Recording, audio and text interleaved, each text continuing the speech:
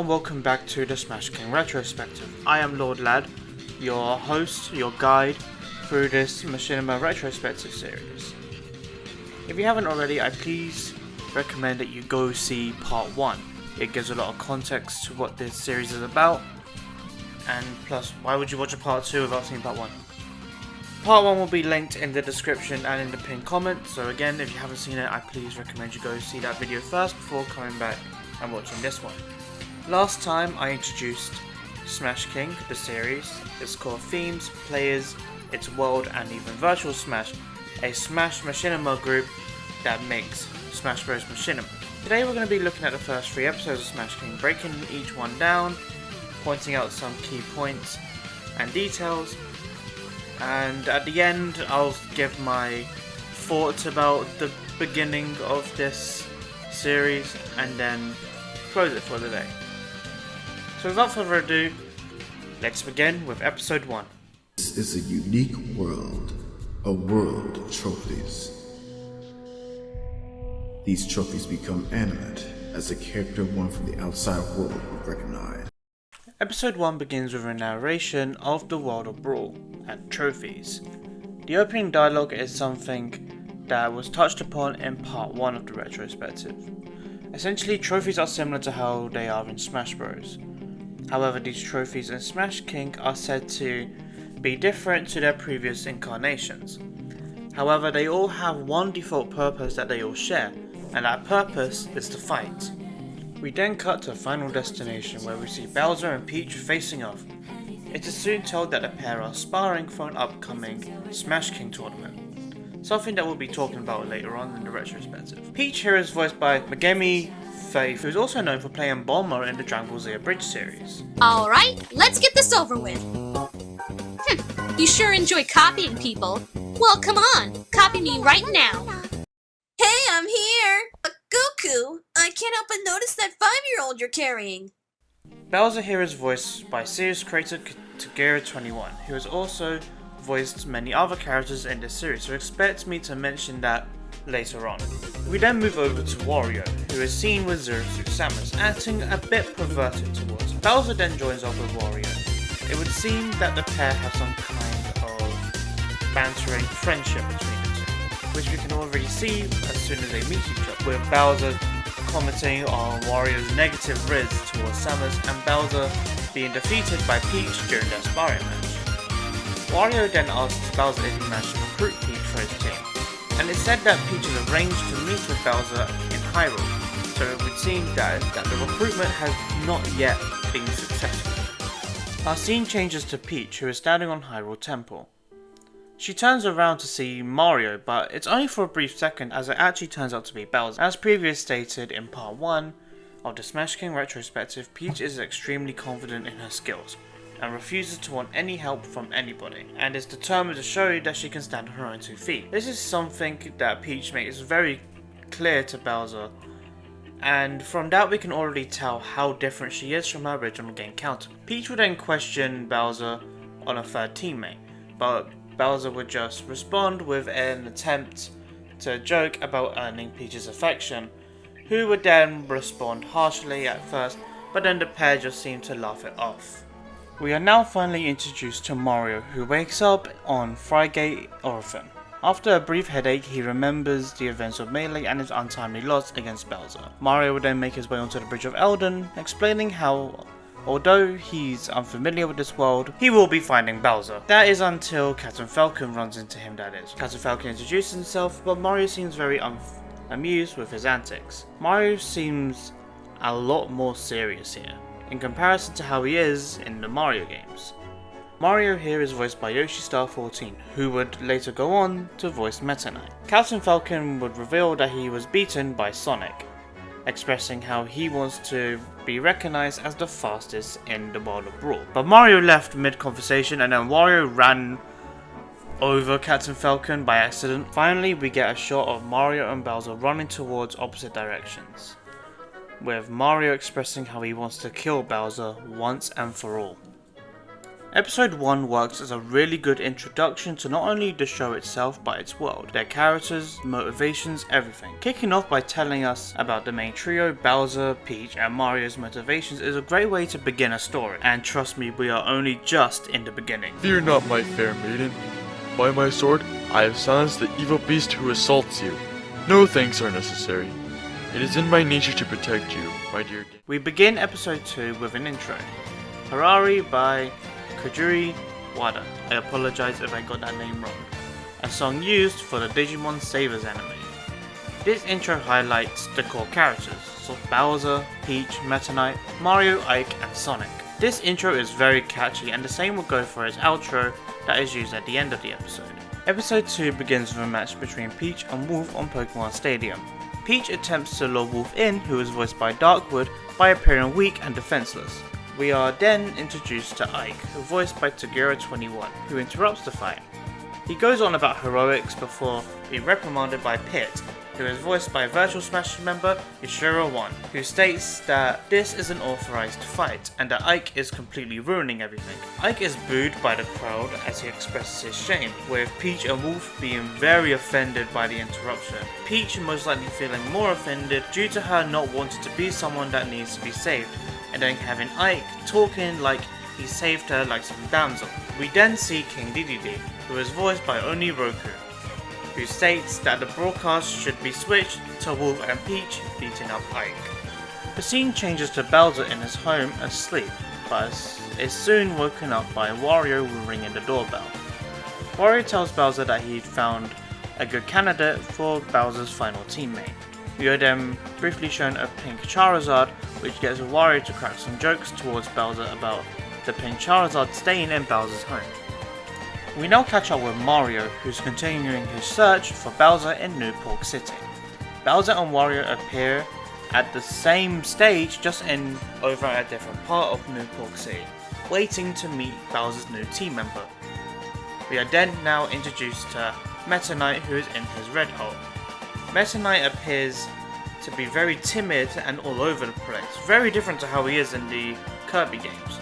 Meta Knight here is also voiced by Tagura21 at this stage, and to put it bluntly, he's kind of pathetic.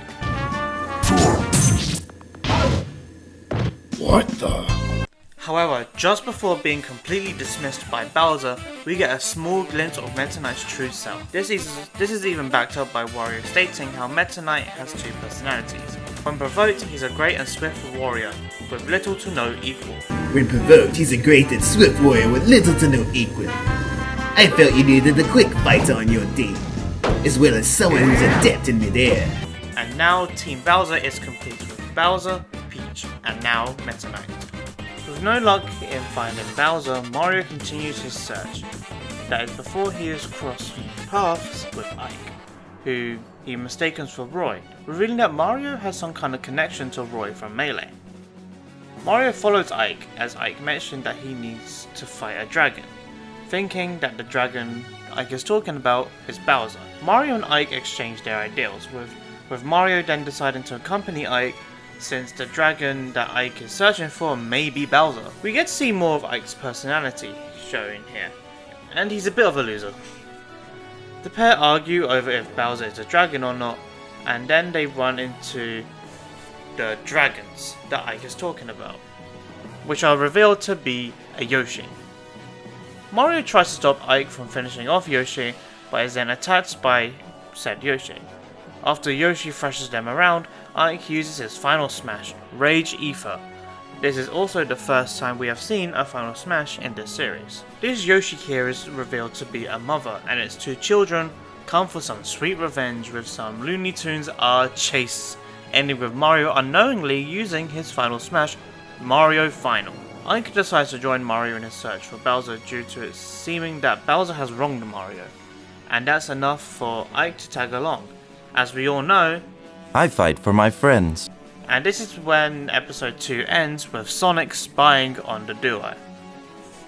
Episode 2 works as a great follow-up to episode 1, continuing to show our heroes' motivations and introducing two new core characters, and the interactions between each character continues to work really well.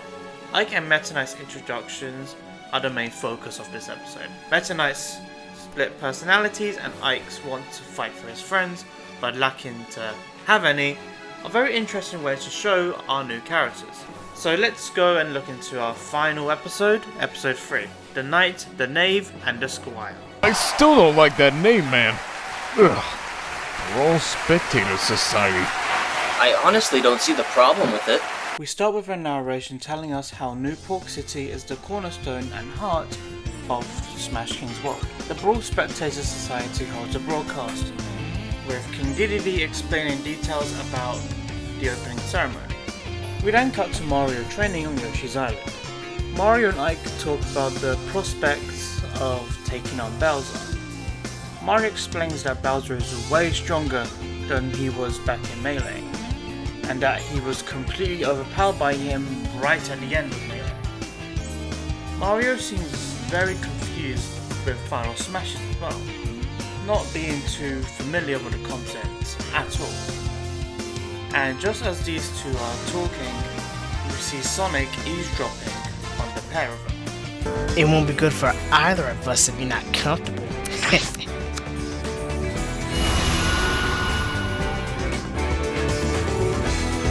We now cut back to the exhibition match, with King Dedede telling the rules of the tournament. Now I would tell you guys the rules again, but I'm too lazy, so I'm just going to get past me to do it from part 1 of the retrospective instead. As mentioned before, in the world of Brawl, there is something called the Smash King Tournament.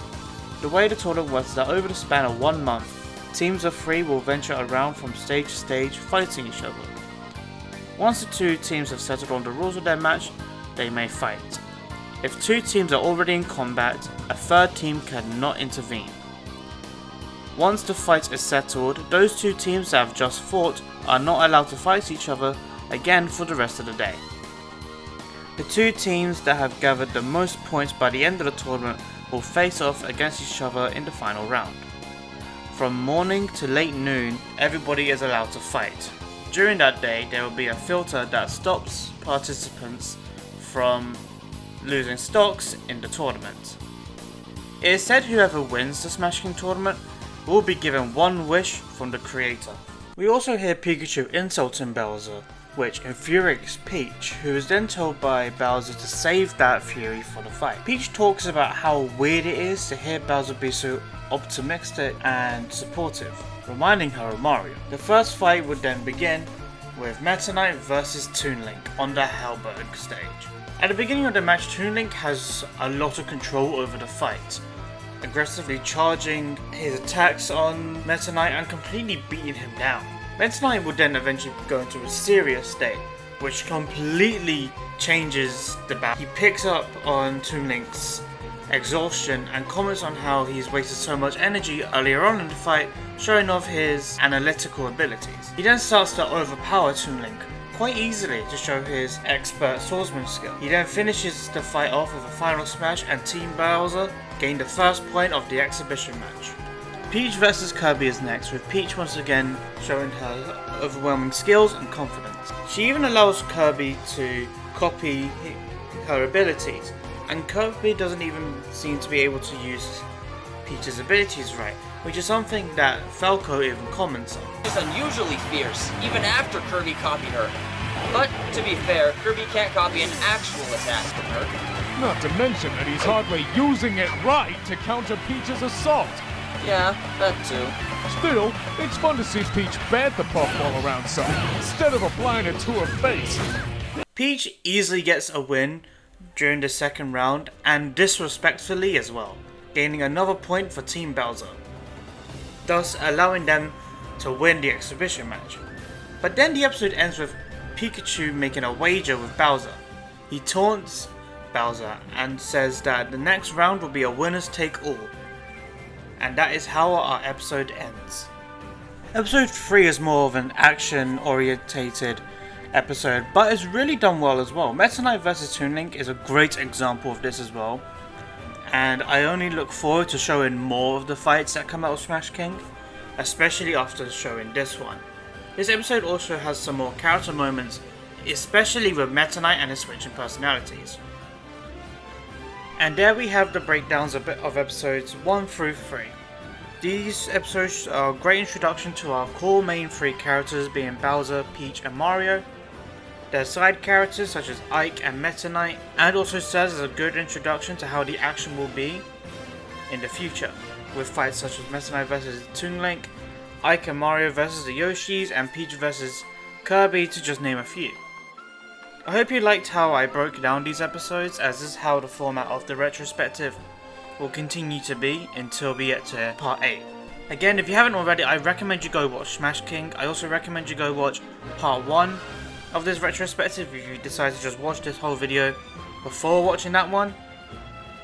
With that all being said, I hope you guys look forward to part 3 coming out next month, where we will look into episodes 4 and 5.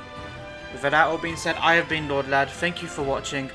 Please subscribe if you're new, or if you just haven't already. Please check out all my other videos. Check out Nurbabomb. And with that all being said, hope you have a good day.